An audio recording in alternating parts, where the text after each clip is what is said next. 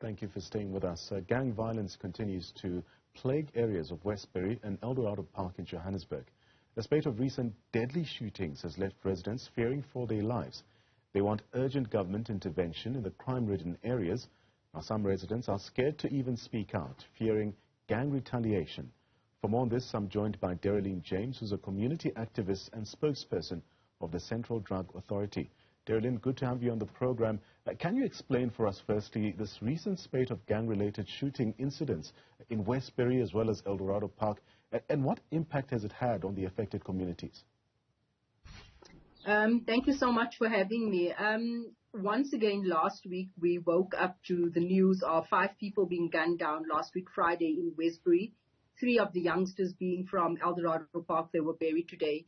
The next day, the very same day, 2 people were gunned down later. Luckily, that wasn't fatal. Saturday morning, we again woke up to someone being gunned down. That was fatal.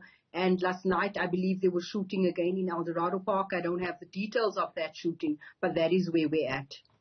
So in the wake of these tragic events, what actions and measures are also being taken by local authorities as well, even community leaders and organizations like the Central Drug Authority, to indeed address the immediate concerns of safety and security in these areas? I think you've posed that question so nicely, asking what are we as community doing ourselves, because I think for almost 10 years we have knocked on the doors of government, various spheres of government, whether it be local, provincial, national. I've said it before in my interviews, we've had the first citizen of the country here, and we find that their interventions just don't yield the desired results in our community. We still find that the hopelessness, the high levels of unemployment and the extreme dire level of poverty within our community is still some of the biggest challenges that we face. Yes, I do serve on the Central Drug Authority as a member as well as a spokesperson, and the Central Drug Authority is basically responsible for the implementation of the National Drug Master Plan, which is South Africa's response document when it comes to addressing substance use disorder as well as gangs. And you find that even though we are pushing for departments to work together, you know, departments are still hell-bound on working in silos, each one doing their thing, basically just to tick boxes. But as the Central Drug Authority, we have done a lot in the last couple of months. We have gone to various communities across all 9 provinces. This coming week, we'll be going to Mpumalanga, having community dialogues and just, you know, getting to hear from the community itself what their challenges are. And we find that all the communities have more or less similar challenges. Now, the police are still searching for suspects in these incidents. What challenges, and speak about the complexities as well, that are typically involved in investigating or even apprehending individuals who are involved in the gang-related violence here? I think the challenge that we have at the moment is the fact that there's not a high level of intelligence being applied. You know, I think whenever we've called on government, specifically SAPS, they think that, you know, deploying additional boots on the ground, that's going to yield results. And we find that in Westbury, in the one street you have a SAPS vehicle, and then in the next street you have a dead body. So that clearly is not helping. We need to understand that the current gang-related, alleged gang killings actually goes back years, you know, where I have taken on the face of either the victim or the perpetrator. My dad, my brother was gunned down more than 20 years ago, and justice has not prevailed. And having said that, my family then takes on the identity of a particular gang. So you have that challenge that we are faced with that needs sort of, I think, more of a reconciliation, what we had back in the day, truth and reconciliation for these communities to sort of deal with the healing process and to address the healing process. The other thing that I also just want to say, for the longest time we've said, you know what, these communities are gang-riddled. Yes and no, because at present I find it's almost like a subculture where every second young person, young boy, wants to be associated with a particular gang. There's been no initiation process. There's been nothing of the sort like we know gangs to be. But they are just saying, we belong to this gang. You see on Facebook, you know, certain youngsters making signs and saying, we're coming for you. We're going to gun you down the weekend. And before you know it, we actually find that we are just losing children by the day. There's no real motive.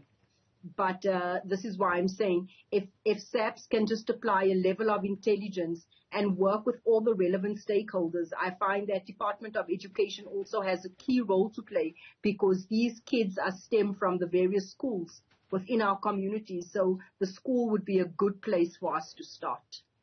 So the need for urgent interventions is quite evident from what you say, including dispatching more resources by the police. Now, conducting stop and search operations is one intervention, as well as implementing drug task teams. How do you foresee these measures actually contributing to the reduction of gang-related violence? You know, we actually, I've gone through a few stop and searches within my community, and the stop and searches aren't really that effective. I find it is needed, yes, and it needs to continue. But you find a SAPS member stopping you, shining the torch in your vehicle, and then saying, off you go. If we are looking for guns, if we are looking for drugs, surely people need to actually get out of their vehicles. So there's no real effort when it comes to the stop and searches. That's the one thing that I find. I also find there's a lot of challenges with the NPA forensics. Even if we do have successes with the stop and searches, you know, the drugs that goes to forensic, we get it back 2 years later, you know, when that case might be struck off the court roll. So there are just so many challenges in terms of, you know, a government's intervention. They come all guns blazing, you know, saying that we are going to do 1, 2, and 3. After 3 months, an operation of 3 months, on the third month, the last day, all resources gets pulled out of our community, irrespective of whether they were on the brink of a breakthrough. They leave it right there, and we are back to square one. Now, beyond immediate responses, what long-term solutions and support systems are being considered to indeed address the root causes of this gang-related violence, and also provide alternatives for young people who are susceptible to gang influence as well?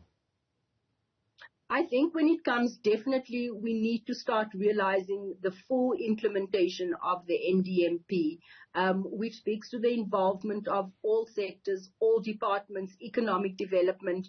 You know, when you speak sustainable solutions, we look at, you know, employment for the youth that comes out of rehab. We speak to, you know, finding alternatives, sort of skills development for youth, jobs. That's a definite one in our community. And also just changing the look and feel of our community, you know, just getting it to look conducive to recovery when it comes to service delivery also, which speaks to local government. You look at our communities like Eldorado Park and Westbury, the flats where these crimes actually occur. It's dark there. It's dirty there. You know, it doesn't look like a community where you can actually feel government's hand. Starting from, and I'm speaking to the little things now, that is service delivery. You have our recreational centers that are closed. We have 2 swimming pools in Eldorado Park. And you're speaking about sustainable solutions. We speak about the youth being bored, there being nothing for them to do. The recreation centers remain closed. You know, the swimming pools are still closed when all your more affluent areas, you know, the kids have access to those places. But in places like Eldorado Park and Westbury, and it's not just Eldorado Park and Westbury, it's across Gauteng, it's across, you know, South Africa. We in the townships, in our communities, we face similar challenges. So I would think an integrated approach from all departments saying what their contribution is going to be, not just 3-month interventions. It's got to be over a longer period. We've got to monitor, we've got to evaluate, get back to the drawing board, and, you know, ask ourselves what is working, what's not working, and what can we do better. But Dereleen, gang violence has been an ongoing issue in these communities for years now. What lessons can be drawn from previous efforts to address this problem, and how can these lessons inform the current approach to finding a lasting solution to this problem? I think the number one lesson for us to take is, you know, I know it's sensitive, but we have to try and involve the community. We have to try and gather our information, you know, from the victims as well as the perpetrators, because many of these perpetrators are known to us as family within these communities. So I think the interventions needs to include the community, and not for government to say, you know what, we are coming with a top-down approach. It needs to be a bottom-up approach, and it needs to be spearheaded by the community, by your religious sectors, you know, your interfaith-based sectors as well. your various community NGOs. That's where the plan needs to come from. So government needs to start listening to the people on the ground and come up with a joint plan, a joint intervention. And what hasn't worked in the past is the fact that they have left out the community. As we wrap up our conversation, and in the same breath as well, I mean, could you shed a bit more light on the role of community engagement and the importance of involving residents themselves, the families and local organizations in tackling gang violence and its underlying causes? I think, if anything, the people who live in the community, they know best. They know everything that happens. I think that they would be a useful tool for us to actually formulate a strategy on how to address this.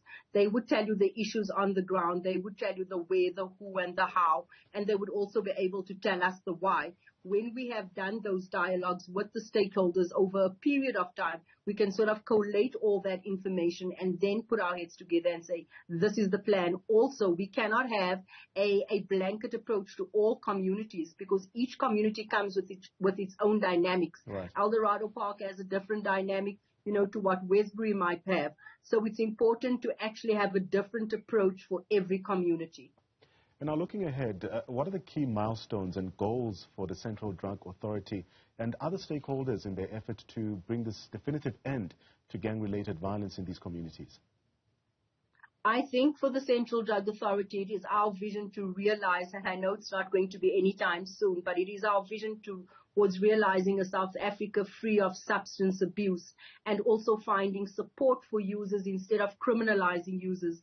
We find that a lot of our children are arrested for using drugs, and the dealers are out there still continuing as business as usual. So the number one thing for us is to advocate and to have South Africans understand that addiction is a disease and that it can be treated, and also for us to make sure that we have our various departments actually accessible, to service users as well as their families, and also for us to look at various harm reduction strategies in all our communities, harm reduction strategies that does not only address the user necessarily, but also the family, how the family is affected by someone using substance, how the community is affected by someone using substance. That is some of the goals that we are currently embarking on. Like I said earlier on, within the next week, we will be in Mpumalanga, the following week in the Western Cape, gathering all the information and, towards our annual summit with the presidency towards coming up with new strategies and seeing, if need be, do we have to amend certain policies, and what is the way forward. That was Dereleen James. She's a community activist and spokesperson of the Central Drug Authority on the spate of gang-related shooting incidents in Westbury as well as Eldorado Park and what impact it has had on these affected communities.